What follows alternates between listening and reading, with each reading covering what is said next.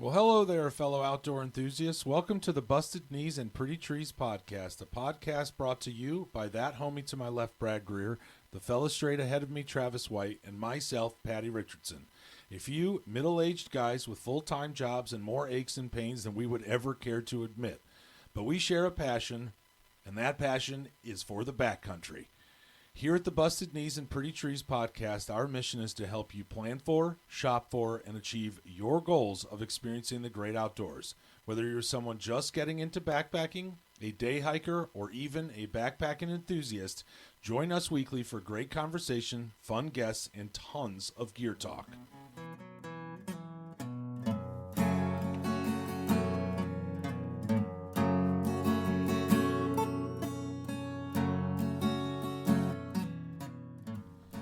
All right, y'all, we're back. We're back for another one. We're sitting down here in the dungeon, or I guess my gear room. I'm not entirely sure what to call this room. It's not a dungeon. Yeah, you don't think nice, so? No. Really?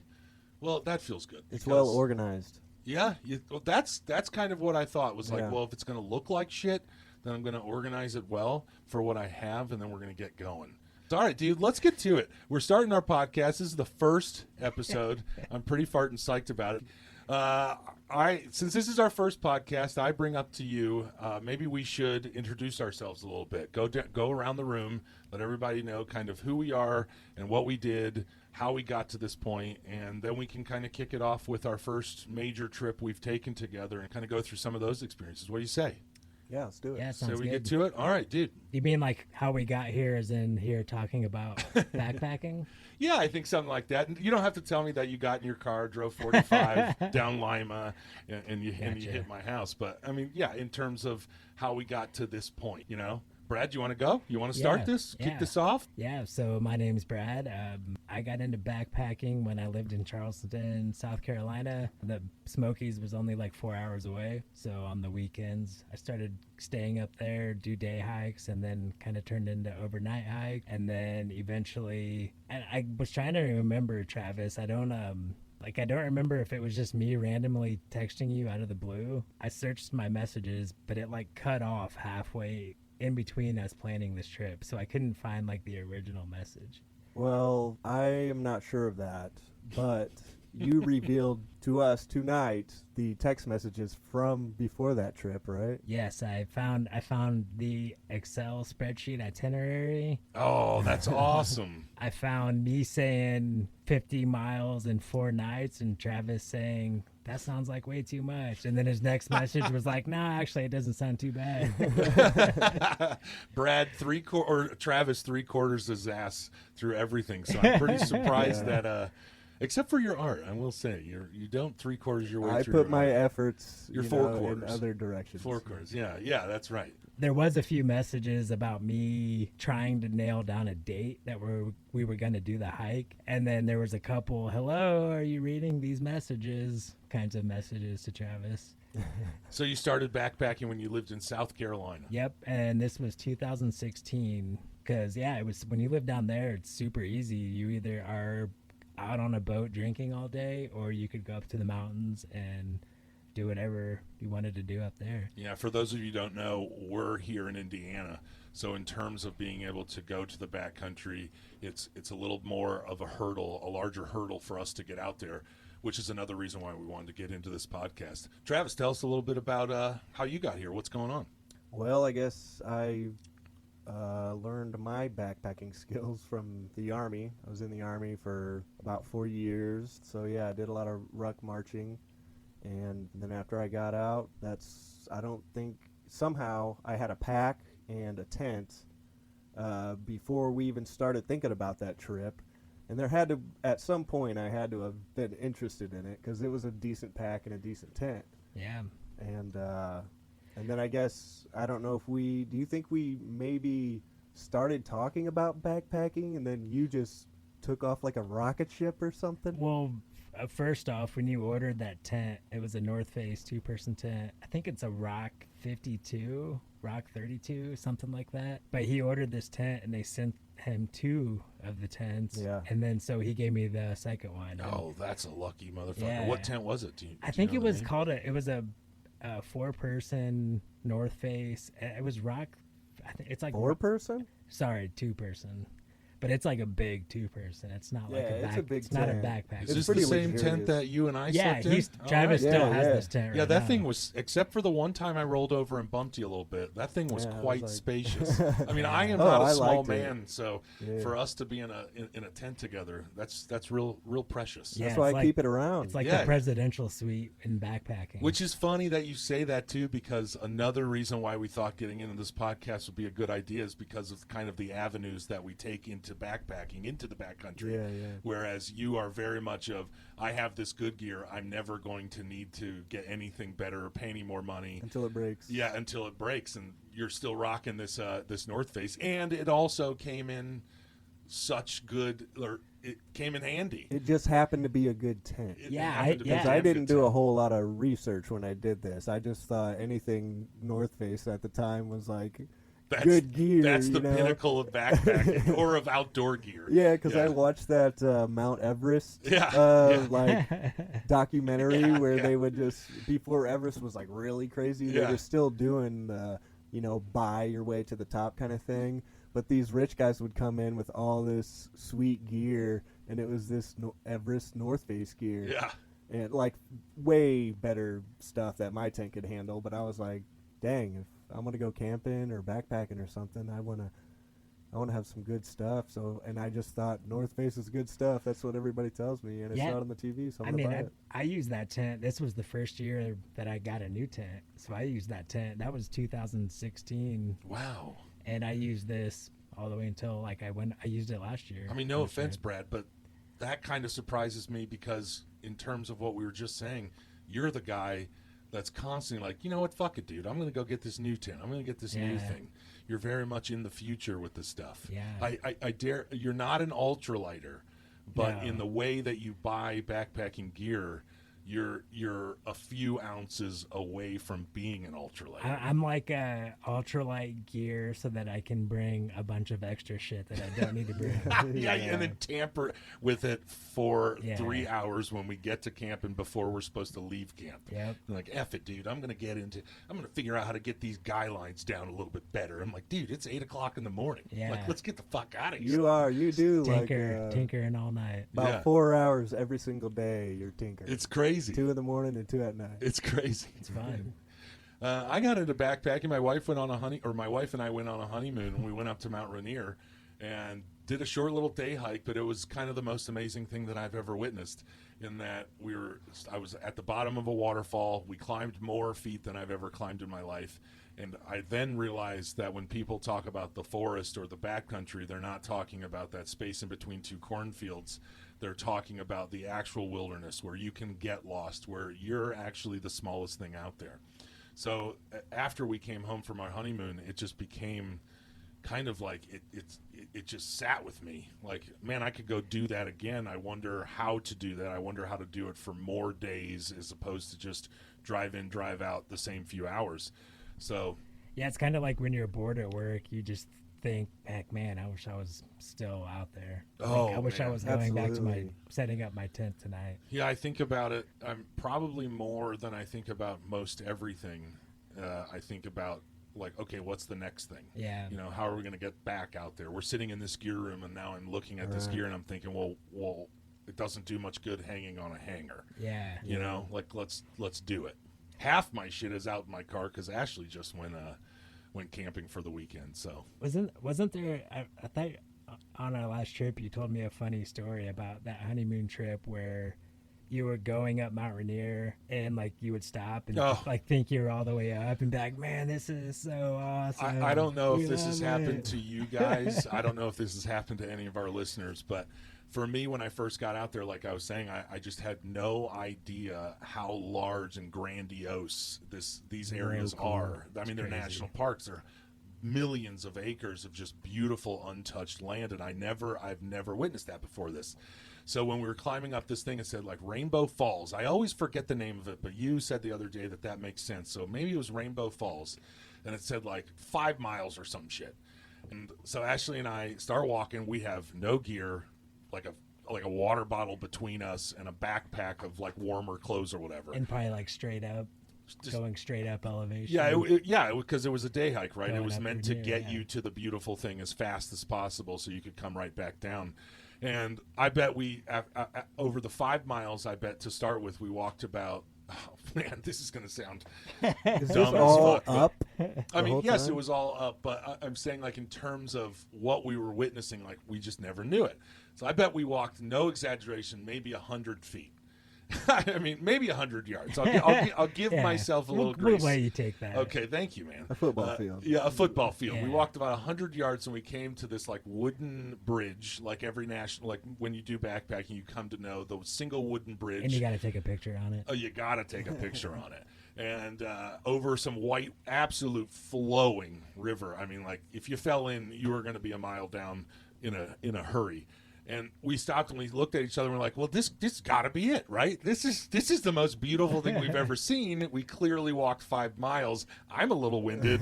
So like we had to have gotten this. So back then I was smoking cigarettes. I stopped and like cranked back a cigarette and somebody passed us who was like, no, it's up there. You got about walk. 4.95 miles to go. Yeah, for real, dude.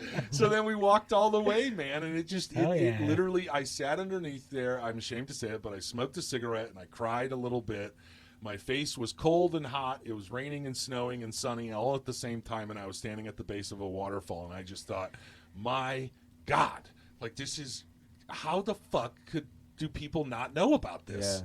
Yeah. And it's pretty crazy, the amount of people that have no idea what I'm talking about. Like, you guys know, and I'm sure most of our listeners, because they picked up a podcast about backpacking, know, but it's just not, it's not something that people do in terms of actually going. Like, driving through your car and being like, oh, a fucking bison, or Yeah. oh, a coyote, Yeah. or whatever. It's different. Yeah. Like, that's what people do, but in terms of being out there where you feel like you're the only one, you Yeah. feel like at any time And there's you, like a and bit you of danger. struggled, like you struggled for that view or that Yeah. accomplishment, whatever. it Yeah, you is. put forth a bit of effort. Not that I did a Yeah. lot of effort, Eh, because this it- wasn't yeah. I wasn't climbing Mount Rainier. But that This was- was an offshoot. But that was still hard. I It don't was know way what it harder is. than sitting in the woods. I mean, our first like long trip we were trying to do 50 miles. We did do 50 miles. Yeah, Like- yeah. We were also 10, 15 years younger.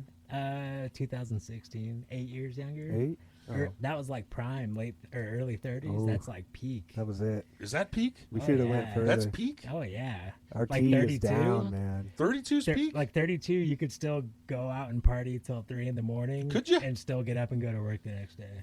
But I also think I you're lived a different like 32. the male brain finally fully develops at like age 32 or Yeah. something. Yeah. I don't know if that's true, but it seems about right. Yeah, I was gonna say maybe in terms of like appreciation, like in my 20s, I And you're probably still wouldn't appreciate fit, it more. like you're like Yeah. not 40 and out of shape. Yeah, like we are now, Yeah. or I am now, I Yeah. should say.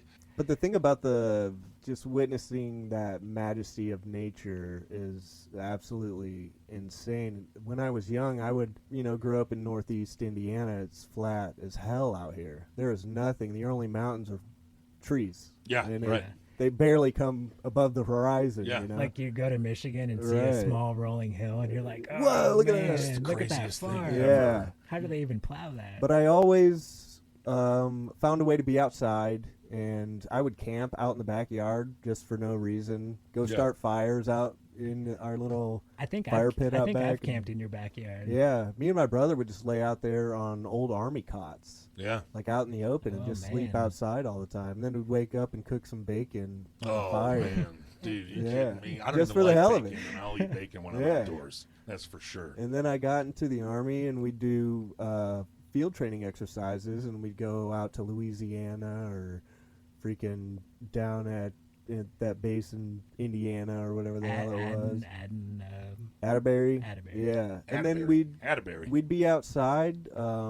Sometimes we wouldn't have trucks or anything, and so we'd have to pack all our gear, and we would just go into the woods and just bungee cord our big tarps up and sleep underneath those all night long. And I loved that part. Yeah. The training and stuff like that out Yeah. there, just spending 2 weeks. They brought hot meals to you every morning, which was pretty fucking awesome. That is fucking awesome. Yeah. But sometimes you'd wake up and there's no snow on the ground, and there'd be 6 inches. Yeah. Like, Yeah, It was just really cool. it'd be really nice to be 20 miles out and you wake up and somebody walks up with like a silver dish, open up the thing like, here's your breakfast, sir. Like, motherfucker, right, dude, I'm in. And Let's backpack more. You're so miserable, like not having showers and Yeah. doing shit all day and there's sleeping in the cold or there's something. something to be said about not showering for like 4 days. Yeah, I don't know. Are you saying that you don't like that so much? There's something about No. it like Yeah. that feels good. Yeah, it does feel good. There's Yeah, I think that's part of it is that like when I'm here in my normal life or whatever, I very much like, oh, I'm not going to touch that. You know what I mean? Yeah, But then yeah. as soon as you get on that trail, you're like, fuck it. You're You know dirty what I as mean? hell. I'm going to get Yeah. dirty. Oh, I'm going to dig yeah. my fingers into that dirt. I'm going to pick up this weird thing and I'm going to look at it and study it And just kind of smell it and just dust my it off. hand Yep. Yeah, you're you get a little bit more primitive when you're out there. Yeah. For sure. Well, yeah, I think that's what we as humans do. We miss that part of ourselves. Yeah. So I think in terms of backpacking, I have never met a person that's been backpacking or been day hiking into a national park or something along those lines, even a national forest or whatever, that hasn't done it again, hasn't enjoyed every bit of that. Yeah. Sorry if you guys can hear my dog upstairs. He's having a hell of a time. And he's huge. And he is huge. Nice. So we know how we all kind of got started in this backpacking world or this outdoor adventure world. We know how we kind of got to know each other. But, Brad, elaborate more on the trip that we took. Yeah, so the plan was for day one, start at Top of the World Waffles, taking the tram up there, and going to Fox Creek Pass. So it was, I guess, around 8 to 9 miles for that first day, mostly downhill. And we were going from, on day 2, Fox Creek Pass to the Alaska Basin. And kind of in my head, I kept thinking these first 2 days, it'd be best to push as far as we can. Because both of those sites are in the national forest, so it's open camping. So we can push as far as we can to try to save time for the second half of the trip where we're actually going to be in the Tetons. So I was thinking it'd be best to push an Alaska Basin to get to Sunset Lake, which is like right below Hurricane Pass, which is the second highest pass of the trip. So day 3 was going to South Fork Cascade. That was the campsite that we got the day that we got there. And then the next day was going over the Paintbrush Divide to we switched from Upper Paintbrush to Holly Lake. Yep. Where the ranger warned us there was a lot of bear activity. Yeah, because the nuts. Yeah, the white pines were dropping nuts, and the bears love them, apparently. Yeah. And it even said on my permit that they warned us of bears at Holly Lake. They did. Which made it extra scary. Then there was hiking out to Lay Lake, where we would call our ride to come pick us up, and that would be the end of the trip. So overall, I believe it was like 35 miles or something, 33 to 35 miles, something like that. And that was the trip. That was what we planned to do. That's what we planned to do, though, right? We did have a couple incidences along the way that kind of stopped us from getting to where we wanted to go and experiencing to the fullest. Brad, the first incident happened with you about a day into this, and it was fucking epic. Before I let you answer and explain what the fuck happened, you are my goddamn backpacking hero. Because it was pretty insane watching you vomiting all morning and listening to the sounds of your demons coming out in the middle of that field or basin or whatever, or creek we were at. There's not a lot of sounds outside Dude, of that. Yeah. You know what I mean? Yeah, there was There's no some other sounds. grasshoppers that are clicking in the air, and maybe a hawk that'll, screech every now and then. Yeah. But I definitely conjured the spirits. yeah. You certainly Brad did. was the loudest thing in the basin. So Brad had altitude sickness after the first night. Yeah, what we assume. What we assume was altitude sickness. Marcus did send us a message on your Garmin, and it explained all of the symptoms of altitude sickness. And as Brad was reading them, I was like, check, just down the list. Brad, explain to us what it feels like to be in the mountains 9 miles away from everything and to also have altitude sickness. It was pretty weird. I didn't know. That's why I actually sent a message to our friend Marcus and said, like, what are the symptoms and what do you do if you have altitude sickness? And I only had 40 messages. So I was trying to be concise, and he picked up on that pretty quick. So his messages back, it's kind of like the old Nokia phone text messaging days where you just get straight to the point because he only had so many characters per message. So he replied back, and like you said, symptoms, everything seemed to match perfectly up with that. Jesus, did they Oh, ever? we did. We were camped at, I think it was 9,600 feet, 9,700 feet in right. Fox Creek Pass. Which 9,000 feet is right about the altitude where you Yeah. would start suffering Yeah. from altitude sickness. Correct, yeah. Yeah. And headache. So I remember like I started waking up around 4 or 5, just kind of intermittently because I had a headache really bad. Then once I got up, I think everybody was kind of getting around, and I just like, I started packing up my gear, and I just kind of would lay down for a little bit.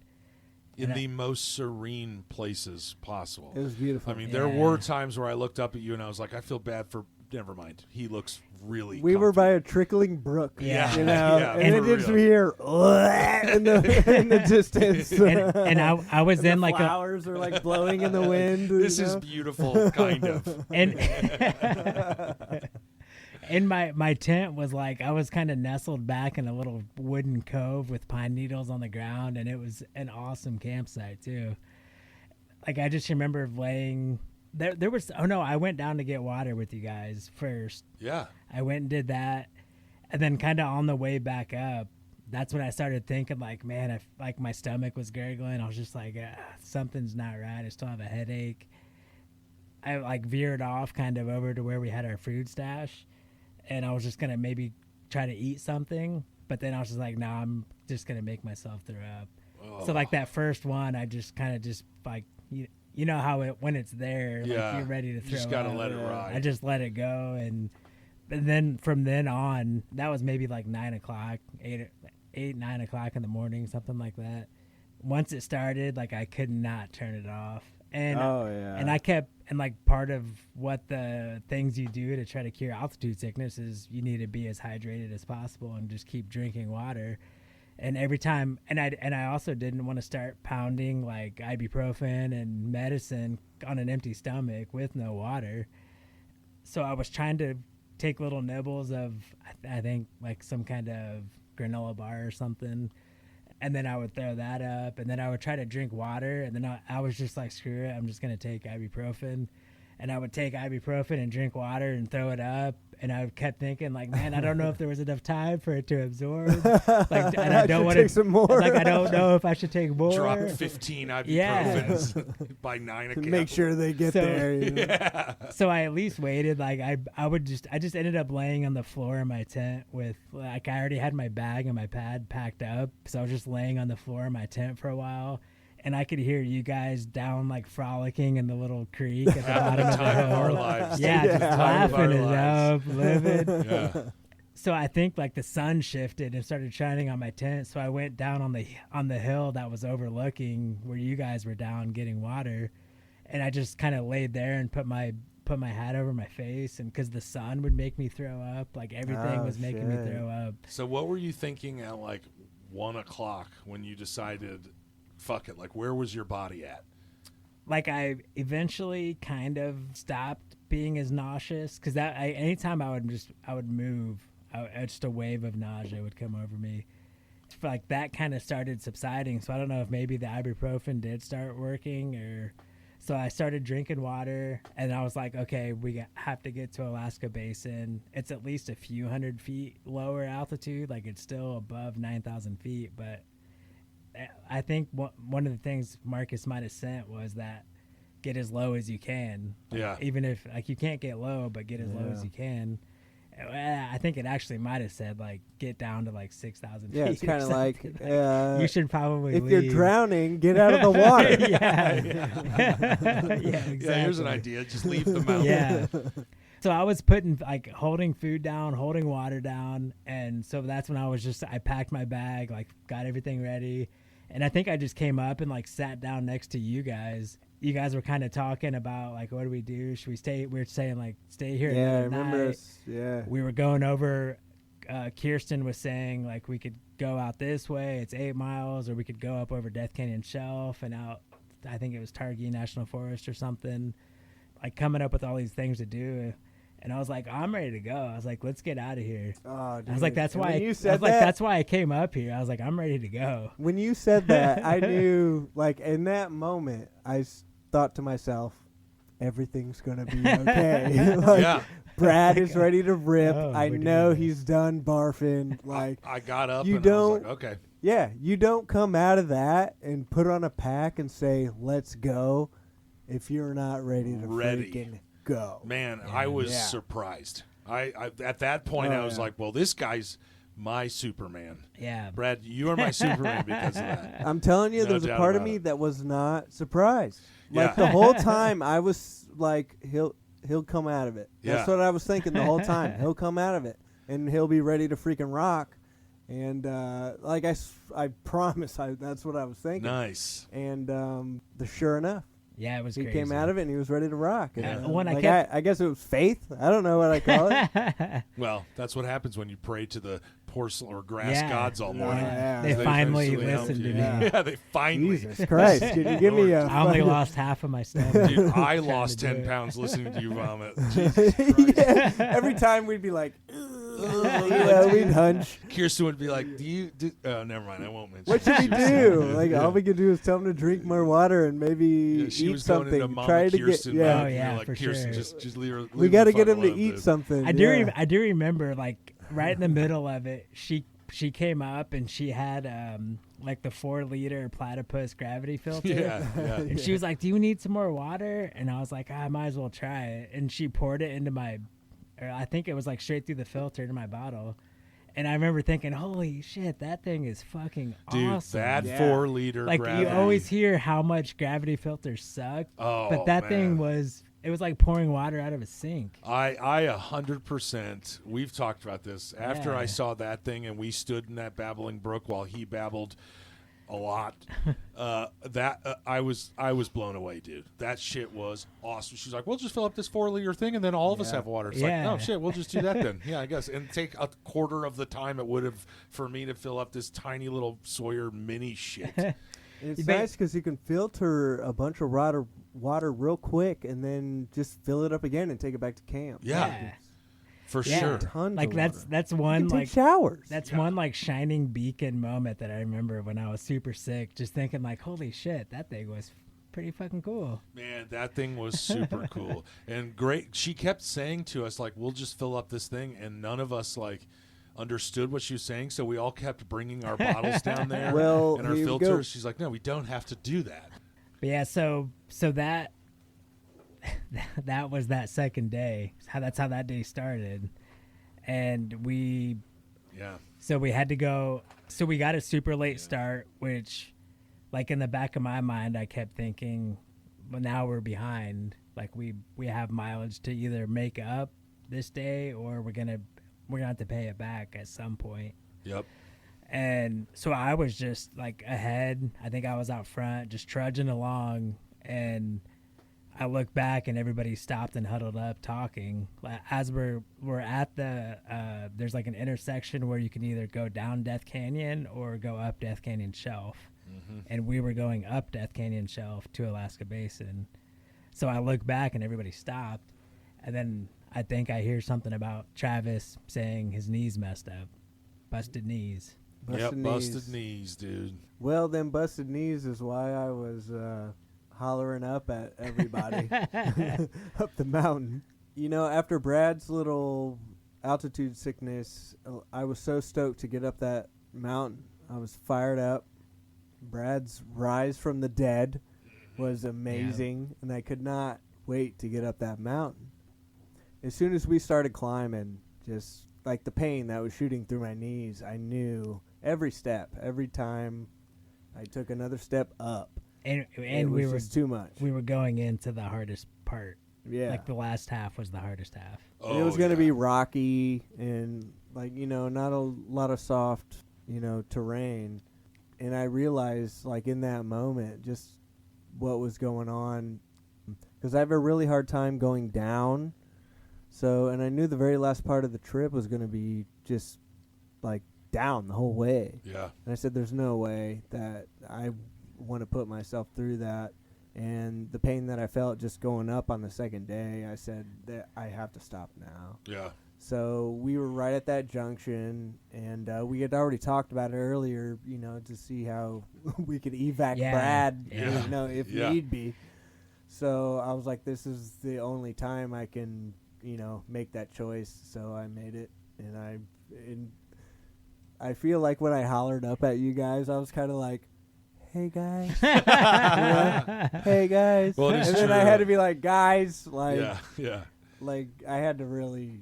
Yeah, I didn't like hear man you up originally. basically, and freaking this is my situation, Yeah. and I have to go down, and I don't want anybody to go down with me. Yeah, that was like when I walked up, that was kind of what you were saying, was like, you guys all go ahead. Yeah, that was like, the vibe. I'll go for sure. out. Yeah, you were, and I gotta say, Okay, I don't know anything about this trail, but I'll figure my way down as long as you guys keep going. Just- Like, that's what I feel like you just got to keep going down, and you'll figure it out from there. But I do have to say that both Brad and I, after we walked off, you and Kirsten left, and I was thoroughly impressed. Like, I was proud of you for saying that you need to get off there. Backpacking is not, when you're out there, you're on your own. And I think that by putting you made a decision not to put yourself and everyone else in danger, and that was I know you felt shitty about it, but that was a great thing. And Brad, you agree, right? It's Yeah, not an that was experience Very that courageous. like they just came out of nowhere. Yeah. Brad and I hiked up in Michigan in the UP, and I probably halfway through that trip, my knees really started, getting jacked up, and I was peg legging it for the last, I don't know, couple days. Yeah, 20 miles or so. So, and then I was screwed up for 2 weeks after that. So I don't want to go through that again. Yeah. So I'm glad that I was getting close to the Tetons when I had my final like big backpacking trip, but we're going to have to do canoes or, snowmobiles or something, or donkeys. I'm totally cool taking a donkey. And I would prefer a donkey. Yeah. So Travis ended up leaving. Brad and I kept going. We made it, another 2 days? Yeah. We made it another 2 days. And what do you think? What do you think about the other 2 days? Yeah, I mean, it was pretty amazing. The next day I woke up, I felt much better, didn't have altitude sickness. Yeah, he fucking beat it. What did we get down to? Just under 9,000? No, it was like 92, 9,300. Oh, just above 9,000. Yeah. All right. And you still started feeling better. Yeah. And that was like, I kept like just pushing, like we got to go further because it keeps dropping down. And yeah, that was the place we stopped. Yeah. Yeah, it was wild.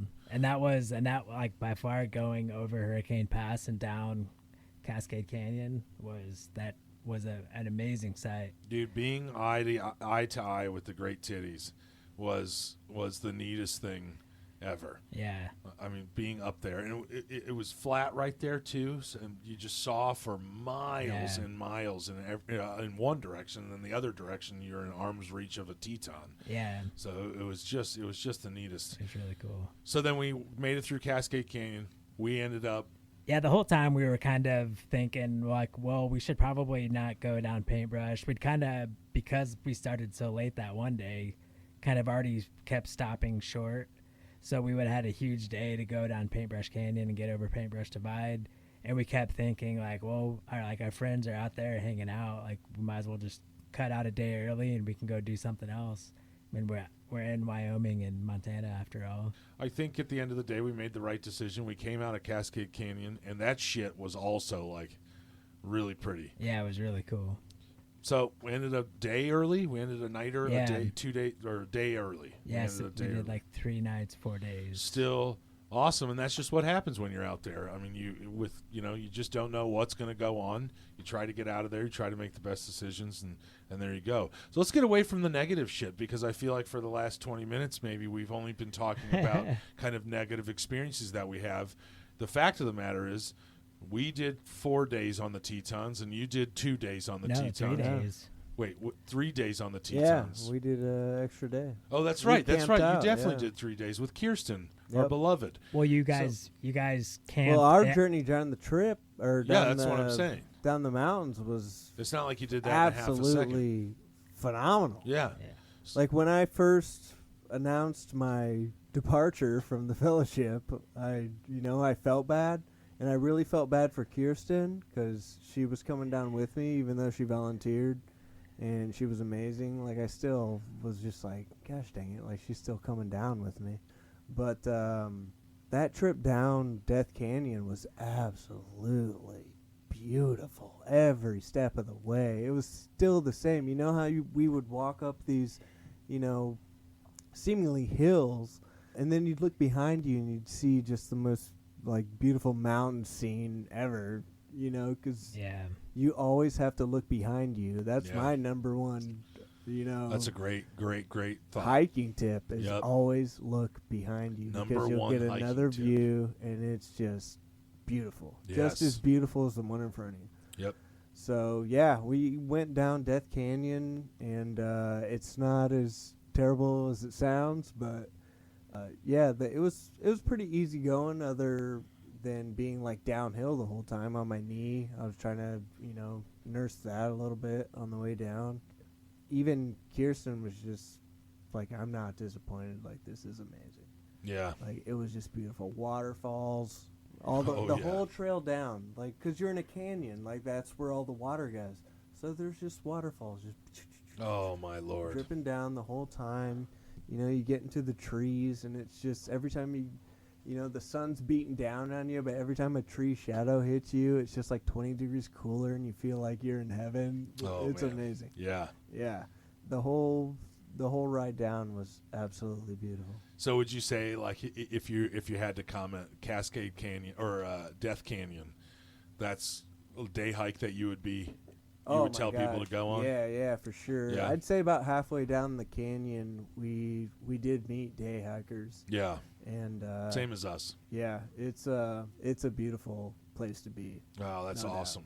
But that whole region, is just, you can find heaven in any nook and cranny. Yeah, it's a geological anomaly, and it's wonderful. Brad, what do you think? What was something that stands out for you? I guess Alaska Basin to Hurricane Pass. And Alaska Basin. Just once you get up on top of Hurricane Pass, once you're going up Hurricane Pass, you can look back at Alaska Basin, and it just looks super cool. It was awesome. There was all these, like, as you're walking through it in the, I guess, basin, there's all these little rock formations that they're not tall, they're level with the ground, and they're just scattered everywhere. And once you get up top and look down on those, it's really, really cool. Really cool. And we started noticing all the little lakes, all the little ponds or lakes or whatever throughout all of that, where it's like maybe the glaciers came in and then they resided, leaving the lake.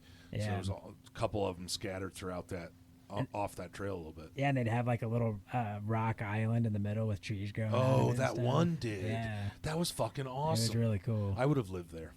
Oh, yeah. No doubt Alaska about it. Basin's amazing. And I think, That to was be amazing. clear, like, you guys went to a higher altitude where, there's no trees, there's no plant life. Yeah. It's very rocky. And my departure, and, Kirsten's as well, we both left, like, right at the line. Yeah, oh yeah. Where, the plant life ends and the rocks start. So we went back down into the Alpine when you guys went up into the rocks. Yeah, and there was, you're right too. There was, I think, most of that third day or second day, I can't remember which days, but most of that day when we were in Alaska Basin, that it was like you kept going because there was nothing. Yeah. Like, you couldn't put anything out there. It like was roughly the surface of Mars kind of a thing, where it was just lone rocks for miles.